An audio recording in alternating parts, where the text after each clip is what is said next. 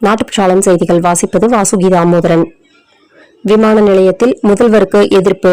திருப்பரங்குன்ற விவகாரத்தில் நீதிமன்ற தீர்ப்பிற்கு எதிராக முதல்வர் செயல்பட்டதாக கோஷம் எழுப்பிய விளாத்திக்குளம் திமுக எம்எல்ஏவின் மகனின் வாயை போலீசார் பொத்தி பிடித்து இழுத்துச் சென்றனர். இந்த மாத தொடக்கத்தில் இருந்து இண்டிகோ விமான நிறுவன விமானிகள் பணியாளர்கள் பற்றாக்குறை மற்றும் விமான பணி நேர விதிமுறைகளில் ஏற்பட்ட மாற்றங்கள் காரணமாக இந்தியா முழுவதும் 1000க்கும் மேற்பட்ட விமானங்களை ரத்து செய்ய வேண்டிய சூழ்நிலை ஏற்பட்டது.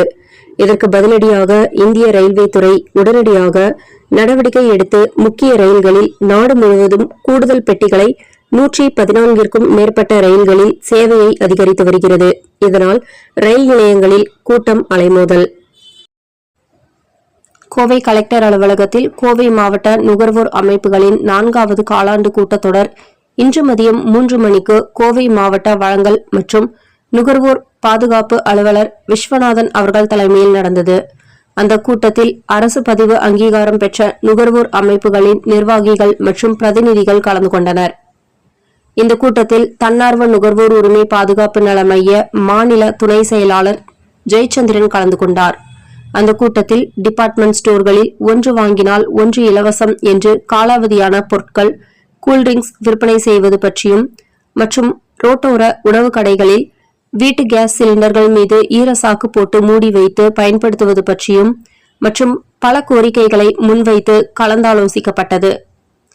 கூட்ட முடிவில் தமிழ்நாடு நுகர்வோர் கவசம் இதழ் வழங்கப்பட்டது. பிரிட்டிஷ் காலத்தில் கிறிஸ்தவர்களுக்கு மட்டும் ஓய்வு வழங்கப்பட்டது.